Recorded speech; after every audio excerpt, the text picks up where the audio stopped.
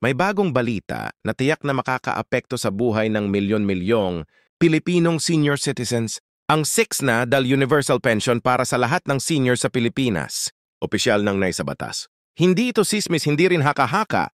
Ito'y isang opisyal na hakbang ng gobyerno para mas mapalawak at mapatatag ang suporta sa ating mga nakatatanda. Pero marami ang nagtatanong ngayon. Kailan nga ba eksaktong mararamdaman ang benepisyong ito? Ano ang mga bagong schedule at ano-ano ang mga mahahalagang pagbabago kumpara sa nakaraang sistema ng ET Pension? Para sa kaalaman ng lahat, ang Universal Pension ay hiwalay sa regular na pension. Ang ibig sabihin nito, kahit hindi ka dating miyembro ng EIS basta't senior citizen ka na, pasok ka sa programang ito. Target nitong masaklaw ang mga senior citizens na wala ng sapat na kita o walang natanggap na pensyon mula sa alinmang private o government agency. Ayon sa batas, ang halagang X na kada buwan ay ipapamahagi sa pamamagitan ng isang malinaw na schedule na i-announce ng FET at ng National Commission of Senior Citizens Digital. Ngayon, mahalagang malaman na hindi agad-agad ang rollout nito. May nakalatag na phasing o yugto-yugtong implementasyon. Unang bibigyang prioridad ang mga seniors na higit 80 taong gulang pataas, lalo na yung walang existing pension o suporta. Pagkatapos susunod ang 50 years old hanggang makarating sa lahat ng senior citizens sa buong bansa. Ganito ang mekanismo para hindi mabigla ang sistema at masigurong maayos ang pamamahagi. Isa pang mahalagang detalye, may bagong proseso ng registration. Kailangan ninyong isumiti ang inyong updated na senior citizen, e-proof of residency at declaration. Na wala kayong tinatanggap na ibang pensyon? Maraming barangay ngayon ang nag-aayos na ng listahan para sa pre-registration, kaya makabubuting makipag-ugnayan agad sa inyong lokal na opisina. Sa video na ito, tatalakayin natin ang kumpletong detalye ng bagong Universal Pension mula sa qualifications, requirements, hanggang sa eksaktong petsa kung kailan ito inaasahang magsisimula. Kaya manatili at makinig ng mabuti dahil ang impormasyon na ito may maaaring makatulong hindi lang sa inyo, kundi pati sa inyong pamilya. Ngayon, gaya ng nabanggit natin sa umpisa ng video, marami ang nagtatanong kung kailan eksaktong mararamdaman at marirelease ang 6 na Universal Pension para sa lahat ng senior citizens sa Pilipinas. Kaya't sisimulan natin ang talakayan sa pinakaimportanteng bahagi, ang schedule at proseso kung paano ito ipatutupad. Ang Department of Social Welfare and Development, DSV kasama ang National Commission of Senior Citizens, DINT, ang magiging pangunahing ahensya na mangangasiwa sa implementasyon nito.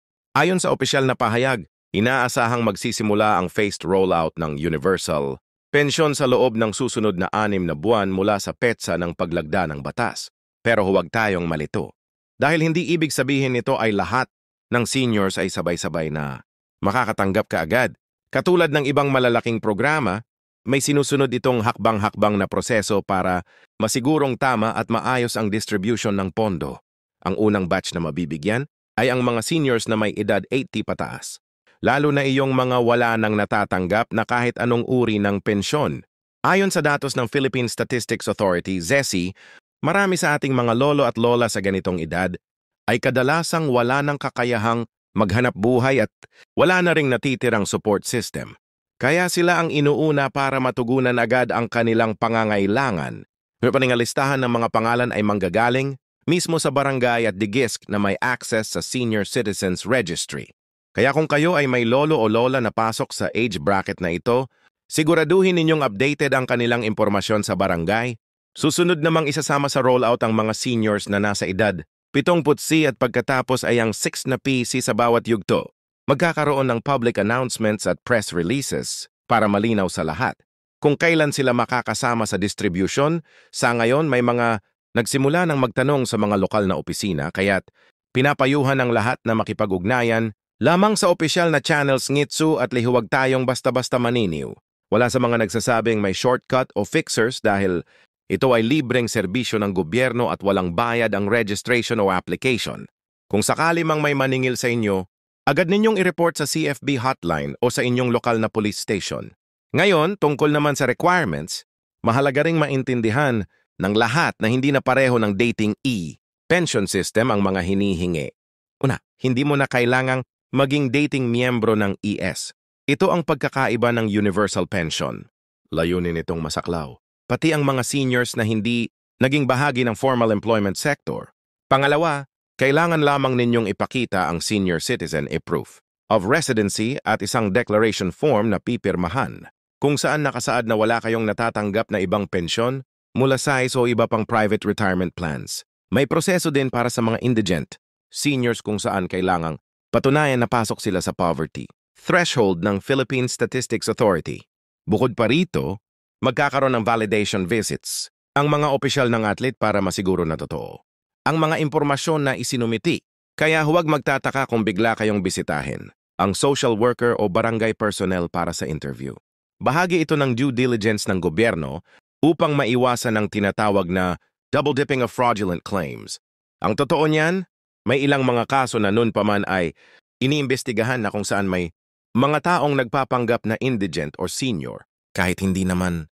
Kaya mas istrikto ngayon ang proseso. Pero lahat ng ito ay para masigurong ang tulong ay napupunta sa tamang tao. Isang tanong din na madalas nating marinig mula sa mga seniors ay kung magiging buwan-buwan ba ang pag-release ng 6 na dal na pensyon. Ang sagot diyan ay buwan-buwan itong matatanggap ng mga kwalipikadong seniors. Ipatutupad ito sa pamamagitan ng direct cash transfer sa mga bank account na nakarehistro sa programa. Para sa mga walang bank account, magkakaroon ng disbursement centers sa bawat munisipyo o lungsod kung saan personal na ipapamahagi ang pensyon. May mga pag-uusap din na i-integrate ito sa existing na cash card systems ng government, banks gaya ng Land Bank at this para mas madali at ligtas ang pagkuha ng pensyon. Kaya kung wala pa kayong bank account, mainam na magbukas na kayo habang maaga pa para hindi na kayo mahirapan pagdating ng araw na magsimula na ang distribution. May ilan ding nagtatanong kung pwede ba itong ipamana o i-transfer kung sakali mang pumanaw na ang senior citizen. Dito dapat malinaw ang universal pension ay strictly for living senior citizens lamang. Kapag ang beneficiary ay pumanaon na otomatikong ititigil ang pagbibigay ng pensyon. Kaya bahagi rin ng sistema ang regular updating ng status ng mga nakatala upang maiwasan ang tinatawag na ghost pensioners. Sa katunayan, may mga local monitoring team na bubuin sa bawat barangay para rito. Kaya mahalaga na laging updated ang records ng bawat senior citizen sa kanilang lokal na opisina. Isa pang aspeto na dapat pagtuunan ng pansin ay ang epekto nito sa kabuuang sistema ng social welfare sa bansa. Ang 6 na dal kada buwan na universal pensyon ay malaking hakbang, hindi lamang sa pagtulong sa mga nakatatanda, kundi pati na rin sa pagbibigay ng dignidad sa kanilang huling mga taon. Ayon sa pag-aaral ng World Bank at ng ilang local think tanks, ang pagkakaroon ng universal pension system ay nakakatulong sa pagpapababa ng poverty incidence sa elderly population. Sa Pilipinas, halos na por ng mga senior citizens ay nananatiling below the poverty line. Sa tulong ng bagong batas na ito, inaasahang bababa ang bilang na ito ng mahigit kalahati sa loob ng 5 taon. Ngunit syempre hindi mawawala ang mga agam-agam mula sa ilan nating kababayan. May mga nagtatanong kung saan kukunin ang pondo para sa programang ito. Ayon sa Department of Finance, ang initial funding para sa universal pension ay manggagaling sa reallocated budgets ng ilang government agencies kasama na ang sinasabing unused funds or savings ng iba't ibang opisina. Bukod dito, may bahagi rin na kukunin mula sa sin tax collections at iba pang excise taxes. May nakalaan ding yearly allocation sa General Appropriations Active upang masigurong tuloy-tuloy ang programa kahit magpalit-palit man ang administrasyon. Ngayon, lumalabas din ang tanong kung ano ang mangyayari sa mga kasalukuyang tumatanggap ng IT pension. Ayon sa malinaw na guidelines, kung kayo ay already receiving pension mula sa o iba pang private plans na umaabot sa minimum threshold, hindi na kayo kwalipikado sa universal pension. Ang layunin kasi nito ay tulungan ang mga wala talagang natatanggap. Gayunpaman, para sa mga may parsyal o maliit lamang na natatanggap na pensyon, may isinasagawang pag-aaral kung paano sila pwedeng isama sa programa bilang supplemental income. Wala pa itong final guidelines pero inaasahang maglalabas ng official statement ang FTHB sa loob ng susunod na 3 buwan. Isa pa, nais naming bigyang diin na ang programang ito ay hindi lamang usapin ng pera. Malaking bahagi rin ng universal pension, actual welfare package. Kasama rito ang libreng medical checkups, discounted medicines at iba pang benepisyo na sabay na ipapatupad kasama ng cash pension. Ang holistic approach na ito ay nakabase sa prinsipyo na ang mga senior citizens ay hindi lamang nangangailangan ang pera kundi pati na rin ang sapat na pangangalaga sa kalusugan at kapakanan. Habang patuloy ang implementasyon ng batas, mahalagang maging mapagmatyag at maalam ang bawat Pilipino. Huwag tayong pumayag na maging biktima ng misinformation o fake news. Madalas may mga kumakalat na balita online na nagsasabing may registration, fee o processing fee para makuha ang universal pension. Muli inuulit natin, libre ito. Walang kahit anong bayad na hinihingi ang gobyerno para makasama kayo sa listahan. Kung may makatagpo kayo ng ganitong uri ng panloloko, huwag mahiyang magsumbong sa kinaukulan. Bukod pa rito, makabubuti rin na makiisa sa mga barangay, assemblies at public consultations na isinasagawa ng ITITSU at LEHI.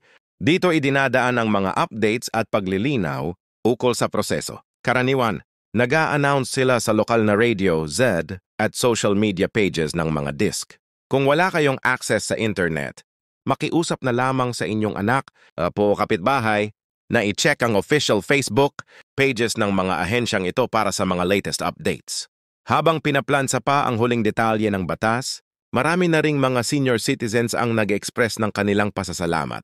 Sa totoo lang, matagal nang hinihintay ng marami ang ganitong uri ng tulong mula sa gobyerno. Marami sa ating mga lolo at lola ang umaasa lamang sa tulong ng kanilang mga anak o apo at kung minsan pa nga ay walang-wala na talagang inaasahang suporta. Sa tulong ng universal pension, kahit papaano nagkakaroon sila ng tiyak na panggastos para sa pagkain, gamot at iba pangunahing pangangailangan. Isang bagay na dapat bigyang diin din ay ang pagbuo ng feedback system para sa mga beneficiaries. Ayon sa Kikitsi, magkakaroon ng hotlines at help desk sa bawat digis para sa mga katanungan o reklamo ukol sa programang ito. Kung sakaling may delays o error sa pag-release ng pensyon, agad ninyong maiulat ito at mabibigyan ng solusyon. Layunin ng pamahalaan na gawing mas mabilis at epektibo ang proseso kumpara sa ibang social programs ng nakaraan. Sa kabuuan, ang DAL Universal Pension para sa lahat ng senior citizens ay isang hakbang patungo sa mas makatao at inklusibong lipunan. Hindi man agad-agad maramdaman ng lahat, pero sa tamang panahon at tamang proseso lahat ng kwalipikadong seniors ay makikinabang dito. Ang importante ngayon ay maging handa tayo. Siguraduhin nating updated ang ating records. Iwasan ang paniniwala sa mga fake. Mag-subscribe SS Pension News at laging kumonsulta sa opisyal na channels ng @VEI. Kung ikaw man ay senior citizen na o may mahal sa buhay na pasok sa programa, sana ay naliwanagan ka sa ating talakayan ngayong araw. Hindi biro ang pagkakaroon ng ganitong benepisyo at malaking bagay ito para sa maraming pamilya sa Pilipinas. Kaya huwag sayangin ang pagkakataon. Sundan ang tamang proseso at sa tamang panahon, mararamdaman natin ang bunga ng batas na ito. Sa susunod nating video, pag-uusapan naman natin ang iba pang social pension programs na available sa Pilipinas, pati na rin ang mga bagong healthcare benefits na kaakibat ng Universal Pension Act. Kaya kung hindi pa kayo nakasubscribe sa channel na ito, huwag kalimutang i-click ang subscribe button at ang notification bell para lagi kayong updated. Maraming salamat sa panonood at ingat po tayong